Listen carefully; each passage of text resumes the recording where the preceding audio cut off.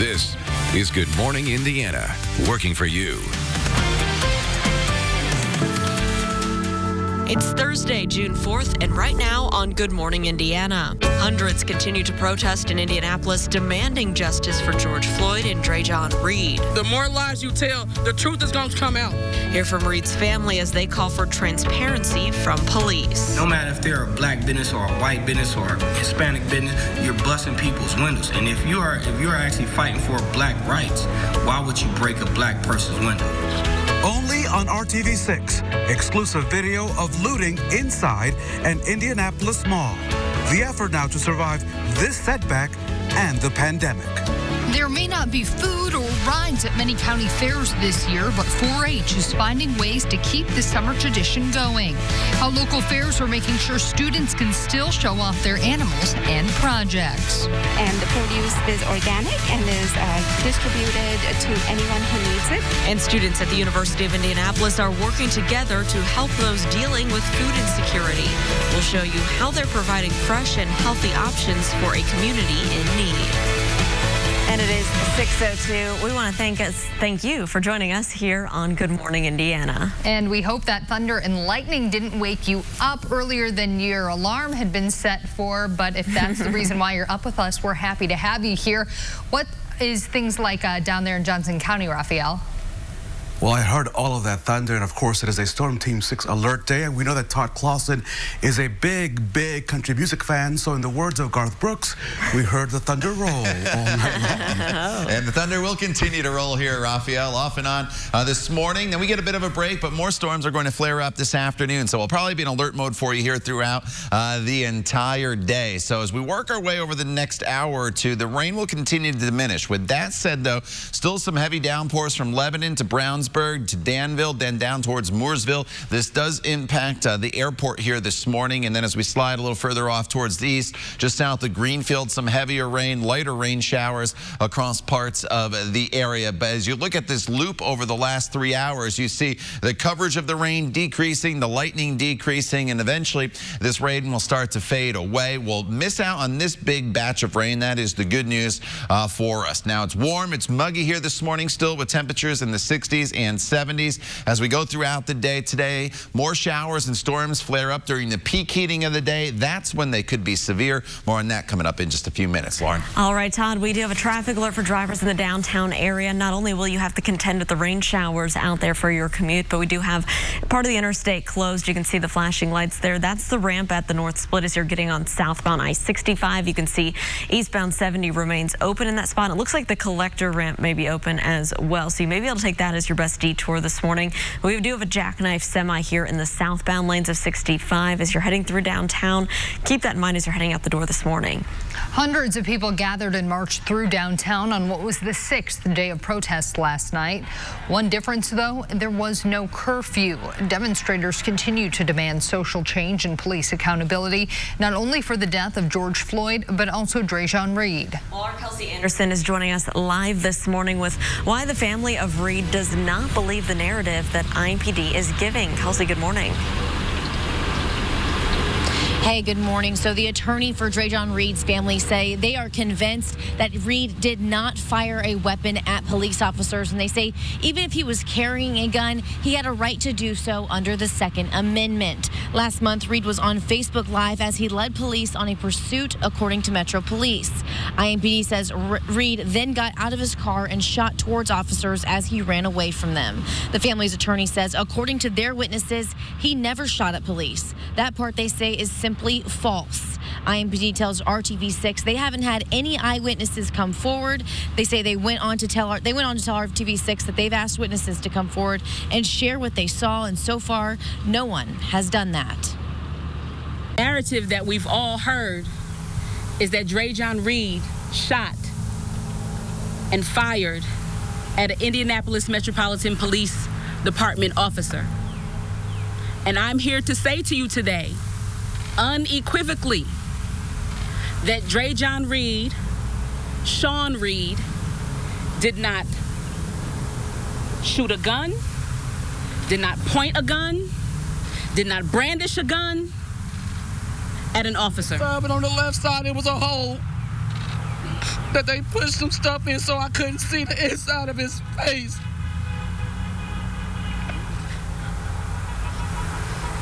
So if you say he deserved that, you're wrong. IMPD Chief Randall Taylor is calling for the immediate appointment of a special prosecutor as requested by Marion County Prosecutor Ryan Mears. But there is a process that goes into accepting the duty of handling the investigation, and so far, no one has taken on the job. Raphael spoke to Mears about this process, and you can see that entire interview over on the IndyChannel.com. Now, some of Reid's family members tell us that they have been sleeping at the location where Reid was shot and killed last month, and they say they'll stay there until justice is served. Reporting live, Kelsey Anderson, RTV6. Kelsey, thank you. Only on RTV6, a local mall already trying to rebound from the pandemic was also hit by looters. And Meredith, the losses are in the thousands. Washington Square Mall says the vandalism only hurts jobs and the neighborhood already with limited shopping choices. It's a story you'll only see on RTV6. Surveillance video inside Washington Square Mall being shown for the first time. This was Saturday night when looters stormed the mall. Multiple cameras caught people breaking into stores, stealing from kiosks, and fleeing as their every move is now evidence in possible criminal investigations. I support the protests. I support what they are fighting for, but I don't support what they're vandalizing for. You're basically vandalizing just to get some free stuff. Keith Lee manages the mall. He's committed to keeping it open. In January, anchor stores Burlington and Dick's Sporting Goods decided to close. Despite that and the pandemic, he says about 70 stores have remained. Many minority-owned businesses now feeling the setback of being vandalized. If you're actually fighting for black rights, why would you break a black person's window? You know what I'm saying? That's not fighting for rights of a black person, because now you just affected a black business. This is a black business. This mall is owned by a black person, a person of color, but you came and vandalized it. Think about that. That's not fighting for the same rights. At the mall, Furniture Corner intends to stay. The parking lot has recently been resurfaced, and business is going well. All the things that have been going on in the area, we support those, but we also have a business to run, and we are interested in helping the community. Lee says he's upgraded lighting by installing LED lights and is planning other improvements. His other priority is keeping the Target store. The retailer was targeted this past Sunday. As you can see, looters caught on camera broke in, but apparently were scared off by the alarms and fled the scene, leaving behind digital evidence now in the hands of police. Hopefully, there's no repercussion behind that of possible others of leaving. And right now there's not. And I'm working with Target as much as I can too, because I have to keep them. I'm gonna do the same thing I would do for any tenant. I want you to stay. Lee also tells me that he's working on keeping some other well-known businesses on the mall property, like Joann's Fabric, the AMC Theater, Finish Line, and the Longhorn Restaurant. Meredith? Raphael, thank you. Now to the latest on the coronavirus pandemic and its impact on Hoosiers. 511 new cases and 10 new deaths have been reported by the Indiana State Department of Health. The deaths were reported between May 29th and Tuesday. More than 35,000 cases have been reported since the pandemic began. 10,000 of those were reported in Marion County. And state health officials say they have a plan to test every nursing home worker in the state of Indiana for COVID-19. As Call 6 Investigates has reported, nearly half of the state's deaths have happened in long-term care facilities. Officials say the goal is to test the workers by the beginning of July. The health department strike team and National Guard will be used to help. State officials also say they plan to allow outdoor visitation soon. The time now is 6:10 here on Good Morning Indiana, and as we approach summer, we're also approaching county fair season. But that Hoosier tradition, as you know, being impacted by COVID-19. Our Alyssa Donovan reports that this year's fair may not be fair for all fairgoers. Alyssa, good morning to you. Fairs are going to be very different this year across central Indiana. There won't be carnivals, food, or crowds, and kids who've been working with animals like these for months won't have the same experience with 4-H. I've been doing it for, I think, 5 years now. 14-year-old Braden Hill has been caring for his pig Dre since February. His mom watching as her son has learned responsibility from the 4-H project. Come feed the pigs, wash the pigs, walk the pigs every night. I'm just walking them right now. It's definitely teaching me a lot of life lessons, and it's great hard work. And then when it comes to the fair time, it's nice to see all your hard work pay off. The payoff showing that hard work at the Hancock County Fair. The stands would be packed and like sardines trying to find a seat. But this year, the seats will be empty, no spectators, and only the people necessary to get the job done when it comes to showing animals. Exhibitors will have to wear face masks. The social elements of the fair and 4-H is going to be practically non-existent. We might be showing off of trailers this year. Pigs aren't staying overnight. It's basically you show up, you show, and you leave. So big changes instead of being there for 3 or 4 nights. To have that part of it this year is going to be really tough. While Braden and his family are disappointed, it's definitely kind of a bummer that we work with them like this and then they're not going to have much time there like usual. They understand the need for the strict guidelines. I understand because it's a lot of the grandparents and things and young kids. I'm glad that they're taking their safety precautions to keep everybody safe. The Hancock County Fair is set for July 10th through the 17th. However, exhibitors have been told the rules and regulations may still change. I'm Alyssa Donovan, RTV6. Alyssa, thanks. During the pandemic, more Hoosiers are dealing with food insecurity. Coming up, what a group of UIndy students is doing to help those in need of rebounding. Todd. And Meredith, it's been a very wet morning on the Storm Team 6 alert day across central Indiana. The good news is the coverage of the rainfall continues to decrease for now. We're expecting additional storms to flare up later on this afternoon. Some of those could be strong to severe. We'll talk all about it coming up in your Storm Team 6 forecast. The time now is 6:12. You're watching Good Morning Indiana right here on RTV6.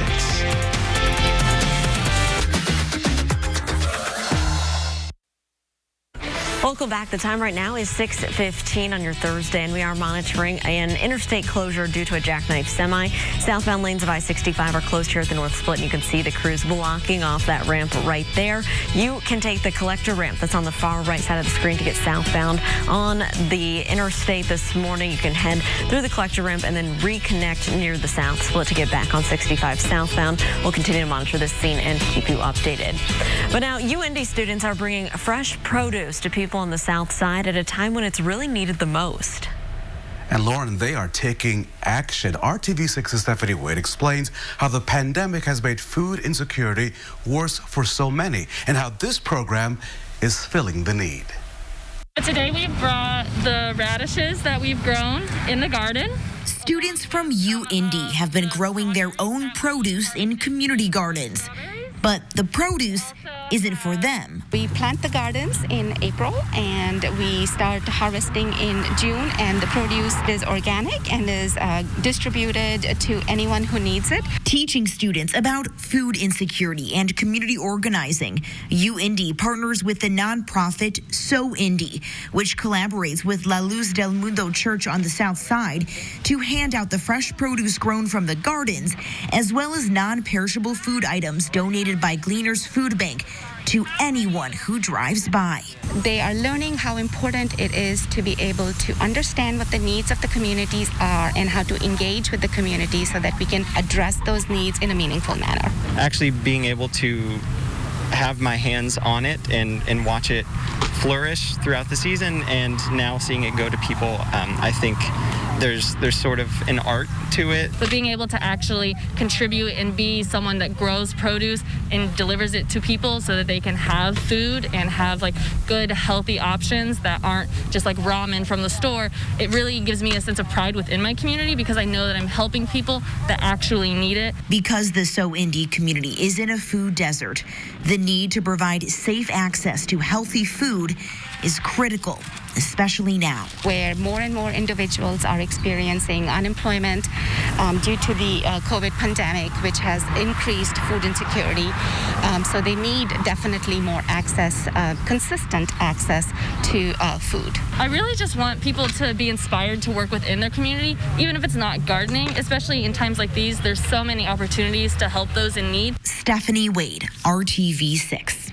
Stephanie, thank you. Well, all the rainfall today will be good for their garden. Hopefully it doesn't flood it, though. Todd, how many inches are we anticipating? You know, some areas have seen over an inch of rain already here this morning, and that's why there are a few flood warnings out there. And if you get stuck in some of these heavier downpours, that'll continue off and on this afternoon. You could pick up another quick half an inch to inch. So it's feast or famine kind of with the rain setup that we have for the day today. The view from downtown off towards the east, at least you can see the downtown now. We had that heavy rain, and I was watching the lightning move through earlier this morning. Even though the rain is still falling here in Indianapolis, we are not dealing with much in the way of lightning anymore. That's the good news. But Brownsburg to Speedway to Decatur Township to Indianapolis to Beech Grove, some pretty good rain continues to fall. Otherwise, it's a light showers in most locations with the exception of this little band of yellow and orange. You see that's some heavier rain. Zionsville up towards the Lebanon area, and then back off to our west, we're dealing with just some lighter rain in Bainbridge, and then off towards the east, there's some scattered showers. So the rainfall continues to diminish across the area as this front slides further and further down to the south. There are the flood warnings that I mentioned that are out there right now, basically on the far western portion of the state, and they'll be around for a little while longer. But now that the rain is coming to an end, I would expect those to get dropped over the next couple hours by the National Weather Service. Thankfully, we miss out on this batch of heavy rainfall. That is going to go to our south. But the problem that we have throughout the day today is the front that's out there right now is going to stall down to the south. And the atmosphere, I do think, will have enough time to recover or destabilize to make us see more storms later on this afternoon. And look how they start to flare up during the peak heating of the day with heavy rain, some lightning, maybe some hail, and some gusty winds. Although I do think the best potential for the storms will be closer to that front, which will be south and to the east of Indianapolis. And that's where the Storm Prediction Center does have a marginal risk for severe weather in place across the area later on this afternoon. And then overnight tonight will start to clear out just a little bit. It's warm, it's muggy here this morning with temperatures that are in the 60s and 70s throughout the day today. We'll see these temperatures get up into the low 80s. It's going to feel warmer than that, though, because of the humidity that's going to be around. And then those storms, again, will start to flare up later on this afternoon. Tomorrow, a day very similar to today. It's warm, it's muggy, a little less in the way of coverage of rainfall tomorrow with temperatures in the mid-80s. The big change, though, will come this weekend. Saturday, it's still warm, 85 degrees, but the humidity comes way down on Saturday. Sunday, 82 with morning lows in the 50s and 60s. So a much more comfortable air mass comes in just in time for the weekend and Monday. And then next week, a little unsettled as we'll have to keep an eye on Tropical Storm Cristobal. Could bring some rain to us by Tuesday night into Wednesday. Lauren. Perfect timing for the weekend, Todd. Thank you. Let's take a look, though, outside right now as you're dealing with some rain showers in parts of our area, and we've also been monitoring semi-crashes. Here's one that's blocking off the southbound lanes of I-65 as you're heading through the North Split downtown. So you can see the vehicles there sort of on the left side of your screen blocking off the southbound lanes. The lanes getting onto 70 remain open. I want you to look over to the right side of your screen right now. That's that collector ramp that'll take you southbound on I-65 past Fletcher, Michigan, Ohio Street. Take that, and then you can reconnect with I-65 southbound or to get on I-70 at the South Split if you use the collector ramp. So that is the official detour as they work to clear that jackknife semi. Well, the movie business is among those hurting from the pandemic. Why AMC Theater says it may have to close its locations for good. And did you know that in 2019, the American Diabetes Association invested in $850,000 in research projects across Indiana? RTV6 is a proud partner for this year's American Diabetes Association's Indiana Tour de Cure, and this year it's going virtual on this Saturday, June the 6th. A big good morning to Morgantown, McCordsville, and Marion. You're watching Good Morning Indiana right here on RTV6. Just search RTV6.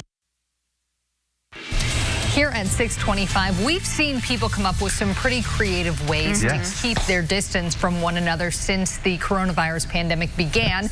And this is what one shoemaker in Romania is doing. He has created shoes that are a size 75. That's a European size 75. That's about 5 feet long.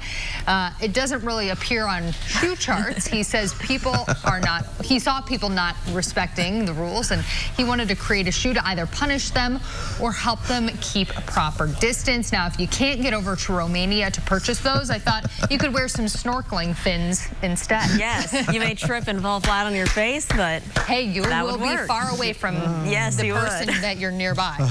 Okay, well, guys, another group is testing out an invention for the coronavirus safety.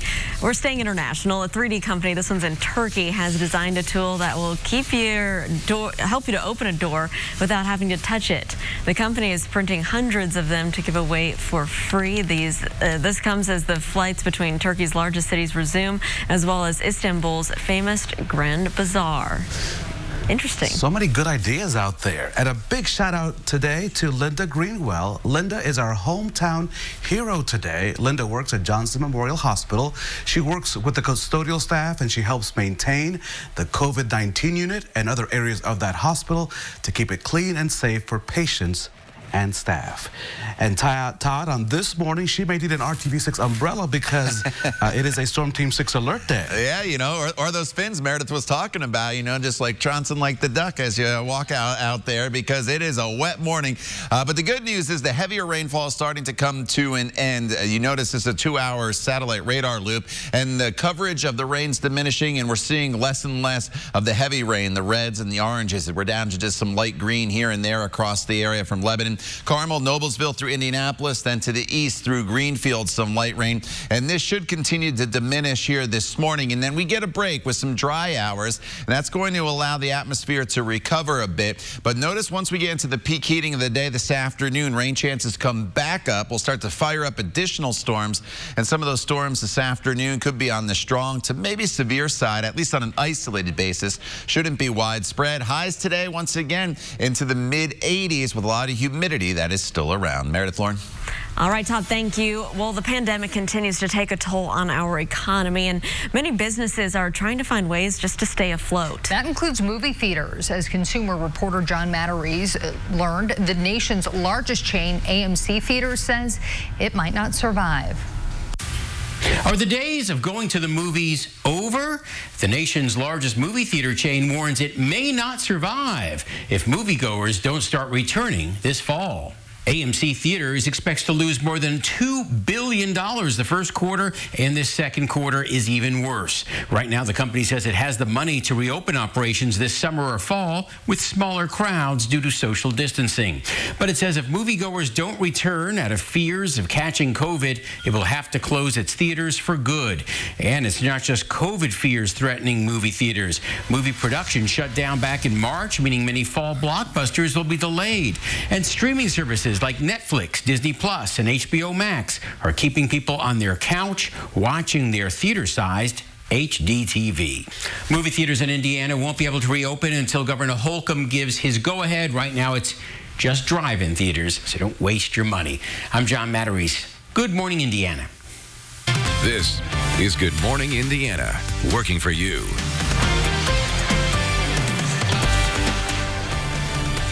Thursday, here's a look at your 6:30 news feed. For the first time this week, residents in Marion County are waking up without a curfew. Mayor Joe Hogg said ease the curfews through Friday morning.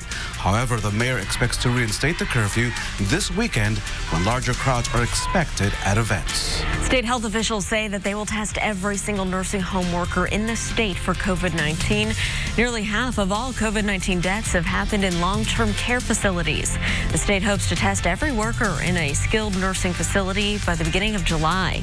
They'll use the information to develop future testing protocols and infection control.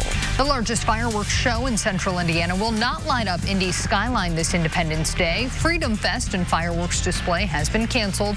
The decision comes amid concerns about keeping people safe during the COVID-19 pandemic. The event is expected to resume in 2021. A decision is expected tomorrow from the city of Indianapolis about whether or not public pools will open. In Johnson County, the Franklin Aquatic Center will open on July the 4th. But in Bloomington, the city pools will remain closed due to COVID-19. We'll bring you Indianapolis' announcement once we learn more on that issue. We welcome you to our broadcast on this Thursday, June the 4th. It is a Storm Team 6 alert day, but I want to file a complaint this morning because my Good Morning Indiana family is all together in Studio A, and I remain socially distancing here in Franklin. So I'm a little hurt today, but I feel the love. I feel the love. Yeah, okay. we miss you here, Raphael. It's just not the same without you. And of course, we continue to social distance as we do our broadcast today. And you're going to want to stay inside today because of all that rainfall we're experiencing. Meteorologist Todd Clausen standing by with how long we can expect the rain to fall throughout the day. Yeah, you know, Raphael, don't feel too bad. I had to remember how to tie a tie for the first time in 2.5 months here to come in with some internet issues at home in this rain moving through this morning. So as we go throughout the course of the morning hours, this rain will continue to diminish. We'll also have some heavier rainfall across parts of the area for maybe another 15 to 30 minutes. And one of that areas is downtown Indianapolis Speedway up to Zionsville and then down into the Beach Grove area. Once you get outside of that little cluster of heavier rainfall, there's some lighter showers, Greencastle up to Crawfordsville, back south of Rockville. And that is just about it. As you see the rain diminishing across the area, we've lost the lightning as well. And as we go throughout the course of the morning hours, we'll start to dry out just a little bit. And this cluster of rain will dive down to the south. We don't have to worry about that, but there will be a front stalled across the area, and that will be enough to trigger additional storms later on this afternoon. It's warm and muggy again this morning in the 60s and 70s. We're back into the mid-80s for highs later on this afternoon. I'll talk more about those scattered storms with the potential for the severe weather coming up in Maine weather in just a few minutes. Todd, thank you. We do have a traffic alert for drivers heading through the downtown area. Here's a look at the north split. Southbound lanes of I-65 are closed due to a jackknife semi, so you can continue here eastbound on 70. That's the left side of your screen. And then the right side of your screen shows the collector ramp. That's your detour to get around this closure. So take the collector ramp past Fletcher, Michigan, Ohio Street. There you can reconnect with I-65 or even I-70 there at the south split. We'll continue to monitor this scene and let you know when everything's back open. Protests in Indianapolis are planned for later today as Hoosiers are unsatisfied with unanswered questions surrounding the death of 21-year-old Drejon Reid. He was shot and killed by IMPD officers after allegedly running from police and, according to Metro Police, after firing a gun towards officers. Our Kelsey Anderson is live this morning with why the family says that can't be true. Hey, good morning, Meredith. So over the weekend, as hundreds protested downtown, you could see the name Sean Reid written on buildings, written on signs, written on wooden boards, and chanted throughout the streets of downtown Indianapolis. And yesterday, his family and their attorney giving a press conference saying there is no way that Drejon Reid pointed a gun and shot at officers. And they say even if he did have a gun on him, it was okay under his Second Amendment right. Last month, Reid was on Facebook Live as he led police on a pursuit, according to Metro Police. IMPD says Reid then got out of his car and shot towards officers as he ran away from them. The family's attorney says, according to their witnesses, he never shot at police, and that part they say is simply false. IMPD tells us they haven't had any eyewitnesses come forward, even though they've put out the call for witnesses to come and share what they saw. I'm here to say to you today, unequivocally, that Drejon Reid, Sean Reid, did not shoot a gun, did not point a gun, did not brandish a gun at an officer. I'm not perfect, but who is? Which one of you have ever done something you know you shouldn't have done? You can't tell me you perfect. If you tell me you perfect, then you're lying. Just like IMPD is lying.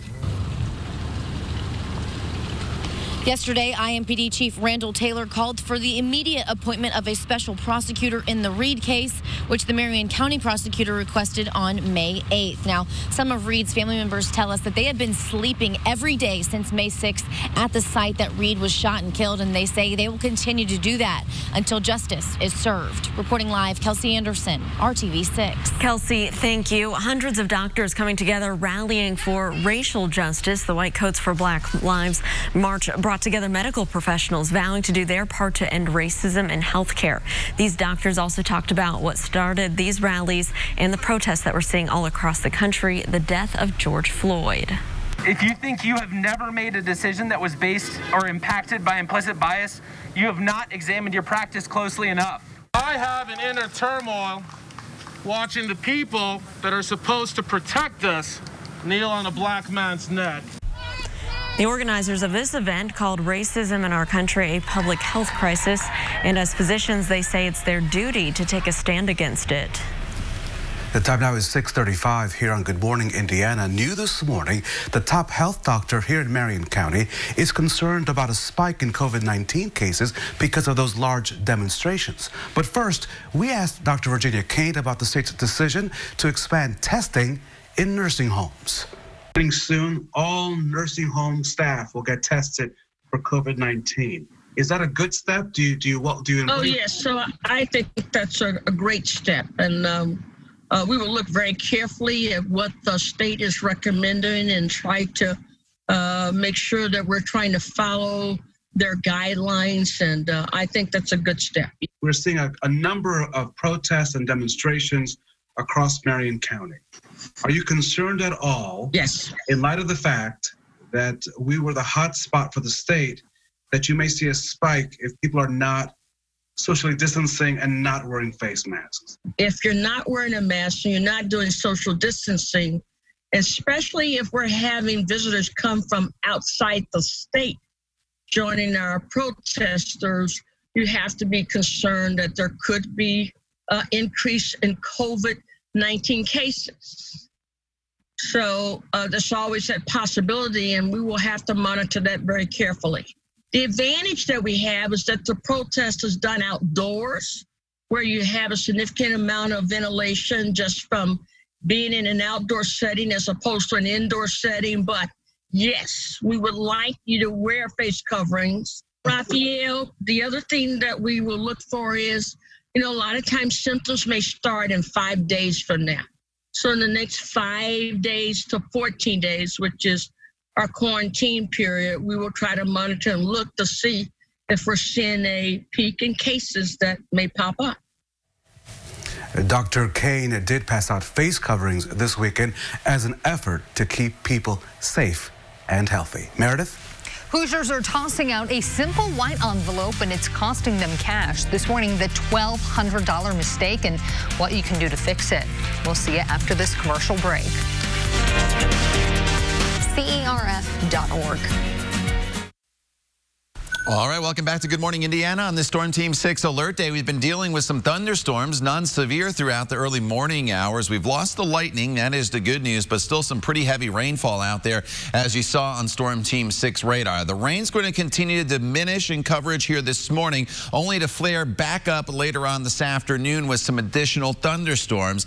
And it's going to be feast or famine with those storms later on today. We're probably not going to see any light rain. It's either going to be the heavy downpours or probably no rain at all in your neighborhood. But as far as the coverage goes, we go from widespread rain showers that we had this morning to more in the way of scattered storms this afternoon. Not everybody's going to see them. It's not going to be a line of storms coming through, Lauren. It's going to be more of these pop-up storms here and there. We'll talk more about them coming up in just a little bit. Todd, thank you. It is 6:41. We now want to get to the latest on COVID-19, the pandemic, and the impact it's having on Hoosier families.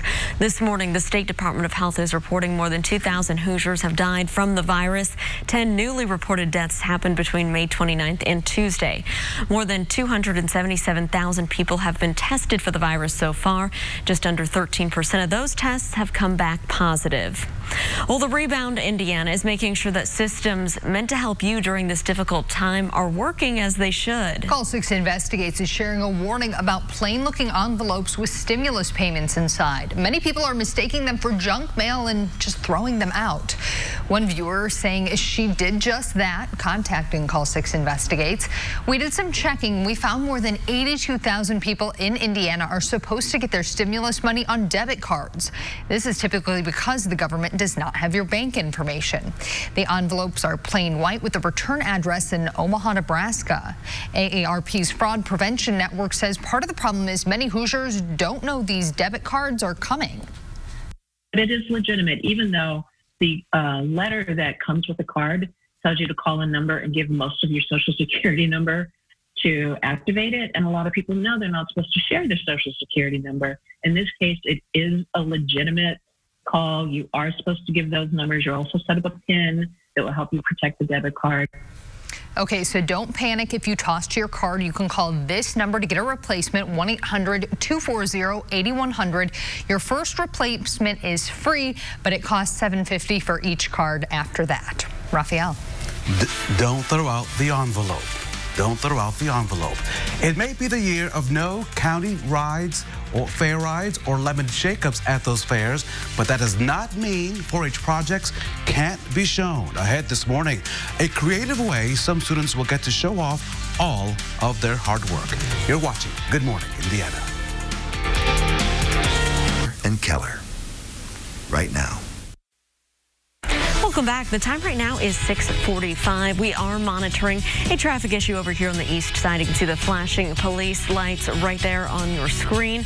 We do have another jackknife semi here. This one's on the end of the ramp system from southbound 465 to eastbound I-70. Over on the east side, the good news, it's only partially blocking the ramp. Traffic is still getting by, and there are no delays at this hour. We'll continue to monitor this cleanup and let you know when everything is back open. As we approach summer, we're also approaching fair season. The great Indiana traditions held across the state now being impacted by the COVID-19 pandemic. Our Alyssa Donovan has all the details. Fairs are going to be very different this year across central Indiana. There won't be carnivals, food, or crowds, and kids who've been working with animals like these for months won't have the same experience with 4-H. 14-year-old Braden Hill has been caring for his pig Dre since February. His mom watching as her son has learned responsibility from the 4-H project. The payoff showing that hard work at the Hancock County Fair. But this year, the seats will be empty, no spectators, and only the people necessary to get the job done when it comes to showing animals. Exhibitors will have to wear face masks. The social elements of the fair and 4-H is going to be practically non-existent. While Braden and his family are disappointed, they understand the need for the strict guidelines. I understand because it's a lot of the grandparents and things and young kids. I'm glad that they're taking their safety precautions to keep everybody safe. The Hancock County Fair is set for July 10th through the 17th. However, exhibitors have been told the rules and regulations may still change. I'm Alyssa Donovan, RTV6.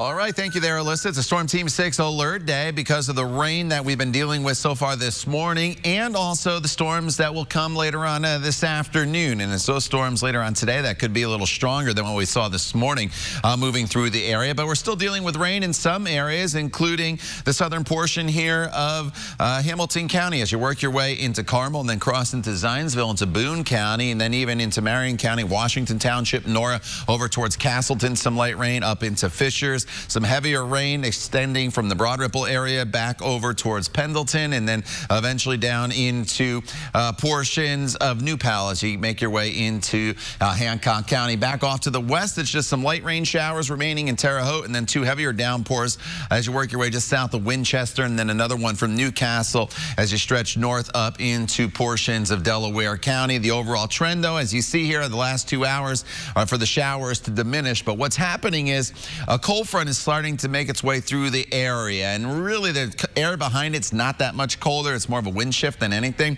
But this front's going to stall across the southern portion of the state later on this afternoon, and it's that front that's going to act as a trigger mechanism to start to flare up additional storms later on this afternoon. So mid-morning into the noon hour, there's really not a whole lot that is going to be going on across the area. But watch what happens throughout the afternoon hours. Once we get into the peak heating of the day, we start to flare up some additional storms across parts of the area. So your evening will be a little stormy across the area, and with the best potential, again, the further south you are. So southern locations, you kind of missed out on most of the heavier rainfall this morning. You'll get your opportunity later on this afternoon. As far as what you can expect with these storms, on our scale here, low, moderate, high on the threat level, flooding and winds will be the main threats. Flooding obviously doesn't make a storm severe. Winds do. Some hail's a possibility. Not too concerned about any tornadoes here today. The Storm Prediction Center has the state kind of sliced in half diagonally under the marginal risk for severe weather. Temperatures this morning in the 60s and 70s. It's really, really muggy out there this morning as well. Highs today will be going up into the mid-80s. It's going to feel a little warmer than that just because it's going to be so uncomfortable across the area. Tomorrow, very similar to today, with mostly to partly cloudy skies, a chance of some isolated storms off and on throughout the day. Still warm, still very muggy. But then the change comes on Saturday. Mostly sunny skies, less humid. That's the big change. Temperatures still in the mid-80s. Sunday and Monday morning, temperatures in the morning hours will be in the 50s. Nice and comfortable. And then we warm back up and we get that tropical system potentially impacting us heading into the middle of next week. Lauren. All right, Todd, thanks so much. We are still monitoring a traffic issue here in the downtown area. If you look off in the distance, the left side of your screen, you can see crews are blocking the southbound lanes to I-65 from the north split. The 70 lanes to eastbound direction, those remain open. If you are traveling through downtown, you are trying to get southbound on the interstate, you can take the collector ramp. That's on the right side of your screen. This is the official detour, but I want to alert you to the slowdowns you can see there on your screen as everybody is trying to merge onto that collector ramp and go past Fletcher, Michigan, and Ohio. So keep that in mind. Give yourself that extra time if you are traveling through downtown at this hour. Good news for people looking to sell their homes. Stats show more people are ready to buy. The report from the Mortgage Brokers Association shows purchase applications are rising. 5% more people put in applications last week than the week before. Overall, that's an 18% increase over the same time last year. On the flip side, mortgage and refinance applications are down. The Mortgage Brokers Association say that's a result of job uncertainty and unemployment. The time now is 6:51, and a recent study suggests that parents are not keeping up with how much time kids are looking at their different screens. Researchers say 2/3 of the parents either thought their children spend more time using mobile devices or less time. Only 1/3 of the parents got their kids' screen time even correct. Not only that, but researchers say the young kids tended to use apps intended for teens and adults. Some of the apps they used featured adult themes such as gambling and violence. Lauren? Raphael, as the new unemployment claim numbers are released, so many of you have those financial concerns, right? So coming up here on Good Morning America, it's the Sharks to the rescue. They're answering your questions and sharing some financial expertise. And 40 years ago, a new cable network changed viewing habits for those wanting the latest news. Ahead in our Throwback Thursday, why most Hoosiers missed out on that exciting launch. We'll be right back. Visit the Hiring Hoosiers job board.